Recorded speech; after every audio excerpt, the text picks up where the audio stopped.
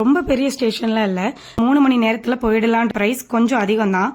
நான் கூட நல்லா இருக்குமோன்னு நினைச்சேன். 18வது பிளாட்ஃபார்ம்ல இறக்கி விட்டாங்க. மும்பைல என்னமா வெயில் அடிக்குது தெரியும். பார்த்தாலும் டாக்ஸியா தான் இருக்கு. வர முடியாதுன்னு சொல்லிட்டாரு. நல்லதுக்கு தான் நினைச்சுக்கிட்டேன். சாப்பிட போகணும்ல. நிஜமாவே சூப்பரா இருந்துச்சு. டீக்கு நடுவுல இருக்கிறதுனால நிறைய கூட்டம் வருது. யூனிக்கா இருந்துச்சு. 6 மணிக்கு சன்செட் ஆகிடுமேன்னு நினைக்கலாம். அரை மணி நேரத்துல போக வேண்டிய தூரத்தை அந்த பிளான் போச்சு. இவ்வளவு நாள் இதை பார்க்கணும்னு நான் நினைச்சுக்கிட்டே இருந்தேன் தெரியுமா. நிஜமாவே ரொம்ப கூட்டமா இருக்கு.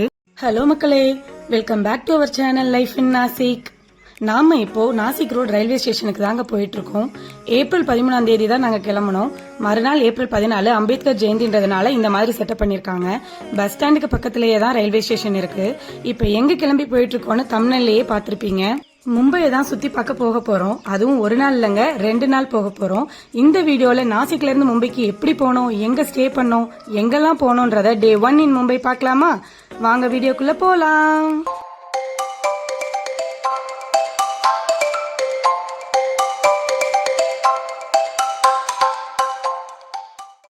ஸ்டேஷனுக்கு வந்தாச்சு. நாம இன்னைக்கு ராஜ்தானி எக்ஸ்பிரஸ்ல தான் டிராவல் பண்ண போறோம். ஸோ பிளாட்ஃபார்ம் நம்பரை செக் பண்ணிட்டு உள்ள போயிட்டு இருக்கோம். நாசிக் ரோட்ல இருக்கிற ரயில்வே ஸ்டேஷன் ரொம்ப பெரிய ஸ்டேஷன்லாம் இல்ல. But lift, escalator, passenger waiting ரூம்னு பேசஞ்சர்ஸ்க்கு தேவையான எல்லா ஃபெசிலிட்டிஸுமே இருக்கும். நம்ம இப்போ 3வது நம்பர் பிளாட்ஃபார்முக்கு தான் போயிட்டு இருக்கோம். ட்ரெயினுமே கரெக்ட் டைமுக்கு வந்துடுச்சு. மற்ற ட்ரெயின்லலாம் நாசிக்ல இருந்து மும்பை போக குறைஞ்சது 5 மணி நேரம் ஆகும். ராஜ்தானி எக்ஸ்பிரஸ்னா 3 மணி நேரத்தில் போயிடலான்றதுனால தான் இதில் புக் பண்ணியிருந்தோம். மற்ற ட்ரெயினை கம்பேர் பண்ணும்போது இந்த எக்ஸ்பிரஸோட டிக்கெட் ப்ரைஸ் கொஞ்சம் அதிகம் தான். ஆனால் இந்த ட்ரெயினில் ஃபுட் சர்வீஸ் எல்லாம் கொடுத்த காசுக்கு ஒர்த்தாகவே இருக்கும். மெயினாக 8 மணிக்கு ட்ரெயின் ஏறினா 11:15க்குலாம் மும்பை ரீச் ஆகிடலாம். ஜஸ்ட் 3 மணி நேரத்தில் தான் போயிடலாம். நாங்க இருக்கிற சின்னர்ல இருந்து நாசிக் வரதுக்கு மினிமம் அரை மணி நேரம் ஆகும். சோ நாங்க 7:15க்கு வீட்ல இருந்து கிளம்பணும். காலையில சீக்கிரமா எந்திரிச்சு கிளம்புனனால சரியான பசி. ட்ரெயின் ஏறினதும் ஒரு சாயும் வடப்பாவும் சாப்பிட்டோம். இருந்தாலுமே பசிச்சிச்சு. நல்ல வேலை, கொஞ்ச நேரத்திலேயே புக் பண்ண பிரேக்ஃபாஸ்ட கொடுத்துட்டாங்க. நான் கூட நல்லா இருக்குமோன்னு நினைச்சேன். ஆனா நல்லா இருந்துச்சு. எல்லாத்தையும் சாப்பிட்டுட்டு விண்டோல வேடிக்கை பார்க்க ஆரம்பிச்சிட்டேன். நாசிக்க சுத்தியுமே மலை தாங்க இருக்கும். எங்க பார்த்தாலும் மலை தான் தெரியும். அதெல்லாம் பார்த்துட்டு வர்றதுக்கு எனக்கு ரொம்பவே பிடிக்கும். ட்ரெயின் ட்ராக்குமே மலைக்கு நடுவுல தான் இருக்கும். நிறைய டனல்ஸ்குள்ள போற மாதிரி தான் இருக்கும். நல்லா வேடிக்கை பார்த்துட்டே ஸ்ரீஷா கூட விளையாடிட்டு வந்ததுல டைம் போனதே தெரியல.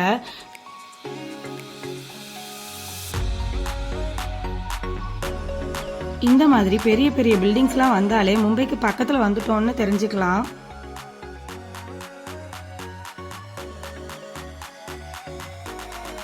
நாம இப்போ மும்பையில ஃபேமஸான சிஎஸ்எம்டி ஸ்டேஷனுக்கு வந்துட்டோம். சிஎஸ்எம்டினா வேற ஒன்றும் இல்லைங்க, சத்ரபதி சிவாஜி மகாராஜ் டெர்மினஸை தான் ஷார்ட்டா சிஎஸ்எம்டின்னு இங்க சொல்லுவாங்க. எங்களை 18வது பிளாட்ஃபார்ம்ல இறக்கி விட்டாங்க. அங்கிருந்து ஸ்டேஷனோட எக்ஸிட்டுக்கு நடந்து வர்றதுக்கே 15 நிமிஷம் ஆயிருச்சு. ரொம்ப பெரிய ஸ்டேஷன் தான் இது. வெளியே வந்ததும் ரைட் சைட்ல பஸ் ஸ்டாண்ட் இருக்கும். லெஃப்ட் சைட்ல நிறைய டாக்ஸி வாலாஸ் இருப்பாங்க. 2 டேஸ் ட்ரிப்ன்றதுனால முதல்லயே ஹோட்டல் ரூம்லாம் புக் பண்ணிட்டோம். சிஎஸ்எம்டில இருந்து நாங்க புக் பண்ணியிருந்த ஹோட்டல் நடந்து போற தூரம் தான். ஆனா மும்பைல என்னமா வெயில் அடிக்குது தெரியுமா.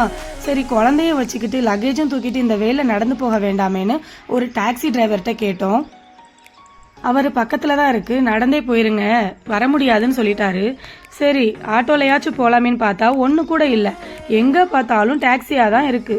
வேற என்ன பண்றதுன்னு நடக்க ஆரம்பிச்சிட்டோம். நடந்து வந்ததுனாலதான் இதெல்லாம் பார்க்க முடிஞ்சிச்சு. இதுவும் நல்லதுக்கு தான் நினைச்சுக்கிட்டேன். இந்த ஹோட்டல்ல தான் நம்ம ரூம் புக் பண்ணிருக்கோம். Hotel Royal palace. ஸ்டேஷன்ல இருந்து பக்கமாவும் இருக்கணும், பட்ஜெட் ஃப்ரெண்ட்லியாவும் இருக்கணும்னு நாங்க இந்த ஹோட்டலை புக் பண்ணோம். லக்கேஜை வச்சுட்டு குயிக்கா ஃப்ரெஷ் அப் ஆகிட்டு 1 மணிக்கெல்லாம் கிளம்பிட்டோம். நெக்ஸ்ட் சாப்பிட போகணும்ல.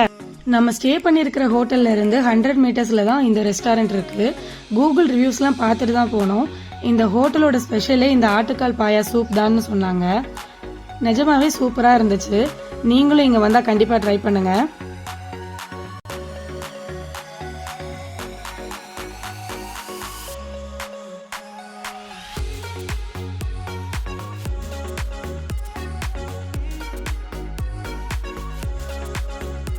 நெக்ஸ்ட் என்ன, சுத்தி பார்க்க கிளம்ப வேண்டியதா.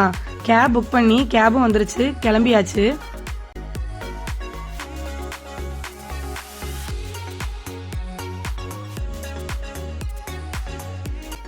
மும்பைல எந்த அளவுக்கு ஹைரைஸ் பில்டிங்ஸ் புதுசா இருக்கோ அதே அளவுக்கு அதை விட அதிகமாகவே பழைய பில்டிங்ஸும் நிறையவே இருக்கு.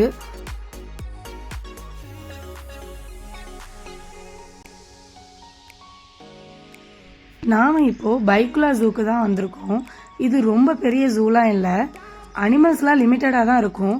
ஆனால் சிட்டிக்கு நடுவில் இருக்கிறதுனால நிறைய கூட்டம் வருது.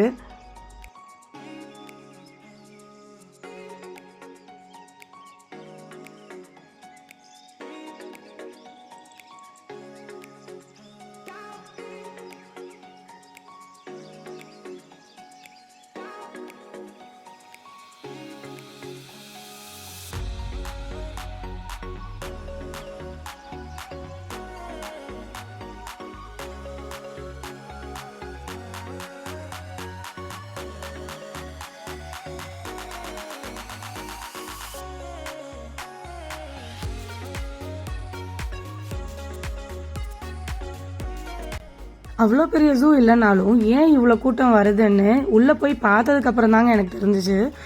லிமிட்டடாக அனிமல்ஸ் இருந்தாலுமே எல்லாமே ரொம்ப யூனிக்காக இருந்துச்சு. லைக் பென்குயின்ஸ், கிராக்கடைல்ஸ், டைகர்ஸ், பேர்ட்ஸ் கூட நிறையவே வித்தியாசமாக இருக்கு.